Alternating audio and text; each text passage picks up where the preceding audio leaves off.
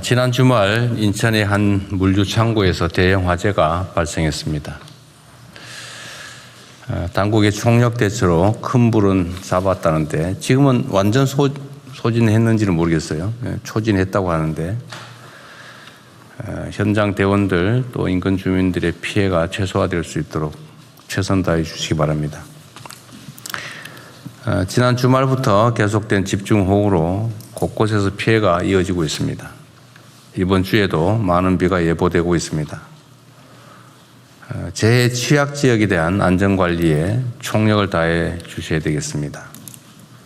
특히 경북 안동, 의성, 또 충남 서천, 경기 고양 등 지난해에 이어서 올해도 수해를 입는 지역들이 있는데 수해 복구를 최대한 서둘러 주시기 바랍니다. 지금까지 장마 대응은 매우 잘 하고 있다고 보여집니다. 아직 끝나지 않아서 뭐라고 말씀드리기는 그런데 어쨌든 여러분들 공직자들 각 부처의 노력으로 인명피해도 최소화되고 있고 대응도 신속하게 이루어지는 것 같습니다. 앞으로도 지속적으로 경계심을 가지고 대응해 주시기 바랍니다. 장마 이후에 곧 극심한 폭염이 본격화될 겁니다. 그에 대한 대비책도 촘촘하게 수립해 주십시오. 냉방시설 이용이 힘든 취약계층들의 경우에는 열대야 때문에 또 더 큰 고통을 겪게 됩니다.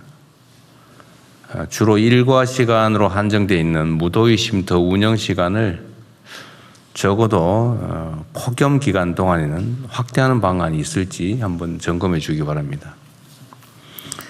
아울러 시장, 군수, 구청장들께서는 여름철 재해 대책에 특별히 집중해서 가용한 모든 역량을 투입해 주시길 부탁드립니다. 무엇보다 주민 안전이 중요하지 않겠습니까? 그리고 이거 상당히 좀 특이할 만한 사항이 있더군요.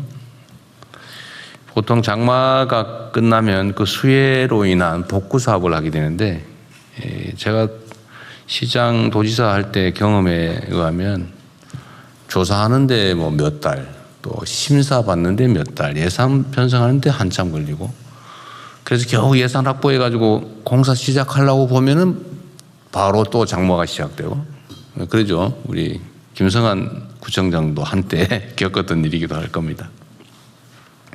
근데 이번에 보니까 장마철 이전에 그 재복구 사업이 얼마나 끝났느냐를 통계를 뽑는데 올해가 10년 중에서 최고치를 기록했다고 하네요. 장마 시작 전에 93.7%가 끝났다. 이게 최고치라고 합니다. 각 부처나 각 지방 정부들이 매우 잘 대처해 주셔서 감사드립니다. 어쨌든 이런 조치를 통해서 이제 수재나 피해가 줄어들고 또 그에 따라 인명피해나 이런 것도 가능성이 줄어들기 때문에 이번에 이렇게 지금까지는 잘 대응하고 있는 게 이런 것들도 큰 영향을 미쳤던 것 같아요. 감사드립니다.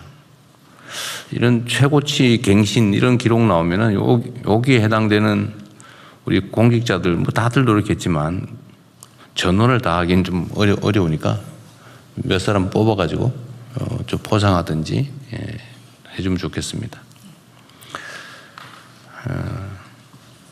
올해 부처별 업무 보고가 지난주부터 시작됐는데 이제 대상기관 절반 정도가 보고를 마무리했습니다. 특히 이번 업무 보고에는 국민 참여단이 참석하고 있습니다. 그리고 또 많은 국민들도 온라인을 통해서 실시간으로 댓글 등을 통해 의견들을 주고 계십니다. 각 정부 부처와 기관들은 업무 보고를 통해서 우리 주권자들께서 직접 지적한 사항들을 그냥 흘려버리지 말고 정책에 세심하게 반영해 주기 바랍니다. 아마 그 온라인 의견, 방송에 들어온 의견은 사실은 따져보면 엄청 많을 수 있는데 그게 다 국민들의 의견이고 이미 알고 있는 거라면 참고하시고 새로운 거라면 우리가 어차피 직면할 문제들을 미리 알려주는 거기 때문에 귀하게 여겨주면 좋겠어요. 그런데 그런 걸 사전적으로 잘 대비하는 게 국정에 대한 평가를 개선하는 길이 될 겁니다.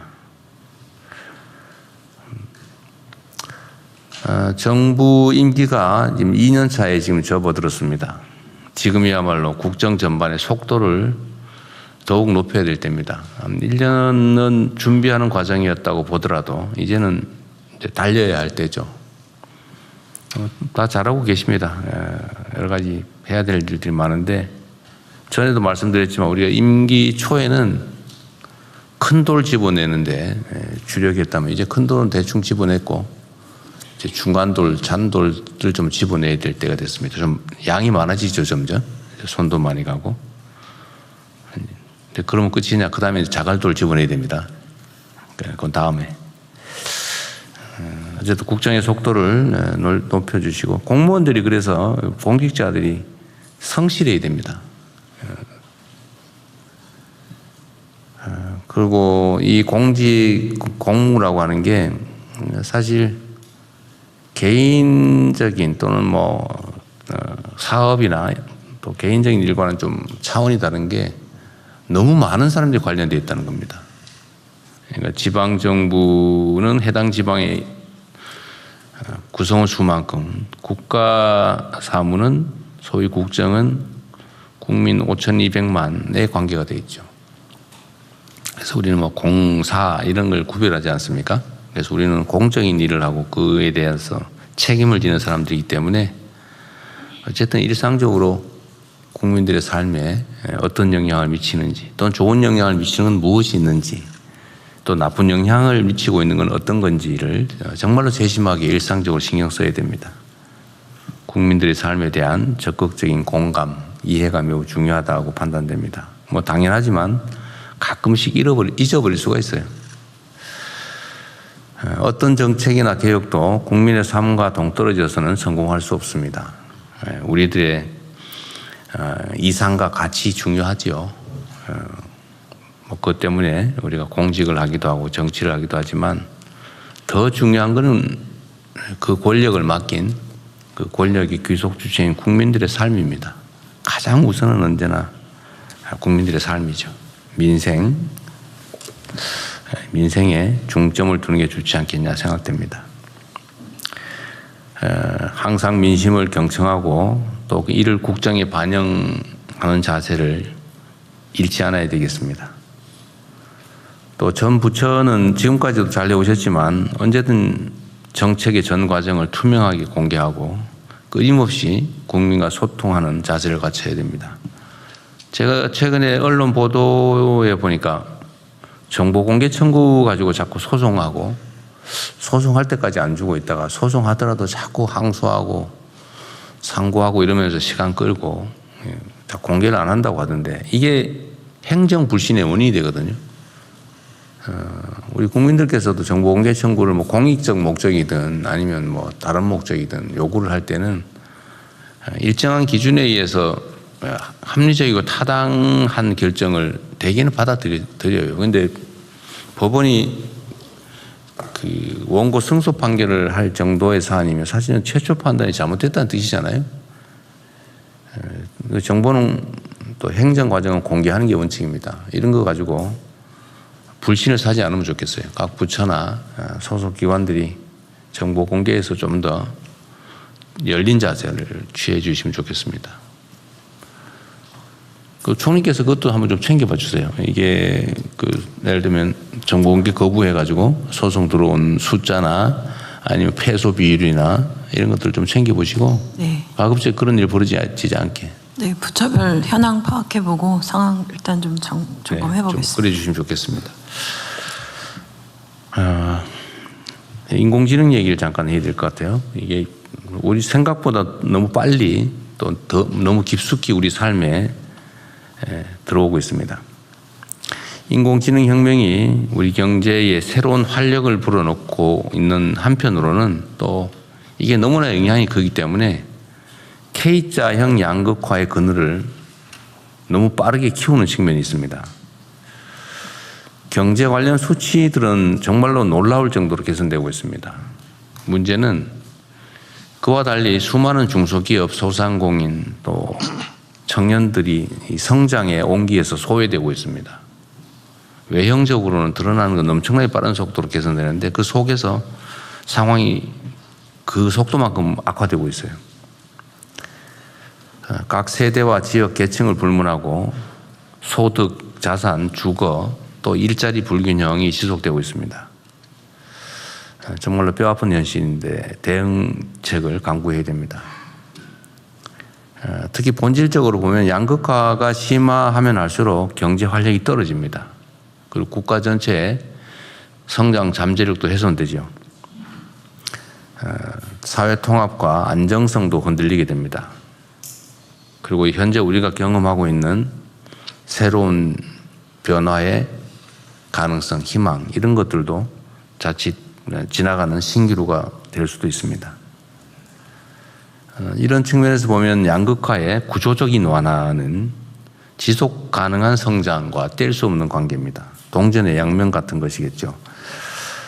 양극화의 완화 없이는 지속 성장이 불가능하고 또 한편으로 성장을 해야 양극화 완화도 가능합니다. 이를 위해서 청년 일자리, 또 청년들의 자산 증식, 주거 안정에 범정부적인 노력이 필요합니다. 중소기업 또 소상공인들에 대한 다층적인 지원이 필요하고 지역별 맞춤형 성장 엔진 육성도 총력을 다해야 됩니다. 물론 우리가 대체적으로 이미 방향을 정해서 하고 있는 일이긴 한데 우리가 생각하는 것 이상으로 새로운 사회가 열리고 있는 만큼 그 대책도 이때까지 상상할 수 없는 강도로 속도로 집행해야 되겠습니다. 우리 사회를 대체 불가 대한민국으로 이끌 핵심 축 중의 하나인 양극화 완화에 재정, 조세, 금융 등 관련된 모든 정책 역량을 총 집중해 주기를 부탁드립니다. 자, 우리 사회가 직면하고 있는 가장 심각한 문제 중에 하나, 정말 해결하기 쉽지 않은 부동산 문제 얘기를 잠깐 하겠습니다. 부동산 안정은 양극화 완화를 위한 가장 큰 전제 조건 중에 하나입니다. 현재 우리의 부동산 시장은 자산 불평등과 가계부채, 또 청년들의 고통과 소외를 심화시키는 주요 원인 중에 하나입니다. 특히 그 과정에서 극단적인 투기 수요와 불안 심리가 뒤얽히면서 상당한 정도의 사회 자본이 비생산적 부동산에 묶입니다. 이것 때문에 경제 발전을 가로막고 있죠. 무엇보다 불법과 편법이 동원되는 부동산 불로소득은 우리 사회의 공정, 상식을 파괴하고 국민 통합을 저해하는 가장 큰 주범이 됐습니다. 부동산 문제를 정상화해야 자원의 생산적 재투자가 가능하고 또 사회적 역동성이 복원되고 양극화로 인한 갈등도 해결의 실마리를 찾을 수 있습니다. 정부는 이를 위해서 속도감 있는 공급 대책과 더불어서 현실에 부합하는 실수요자 지원 대책을 촘촘하게 마련하겠습니다. 조세 제도 역시 국민의 상식과 눈높이에 기초해서 공정하고 합리적으로 정비될 수 있게 하겠습니다. 모레 23일 부동산 국민대 토론회가 진행됩니다. 망국적인 부동산 공화국에서 벗어나 국민 주거 안정과 생산적인 경제 발전으로 나아가기 위해서 우리 국민들의 목소리를 겸허하게 경청하고 또 그 속에서 실현 가능한 대안들, 대책들을 만들어내 보겠습니다. 이상입니다.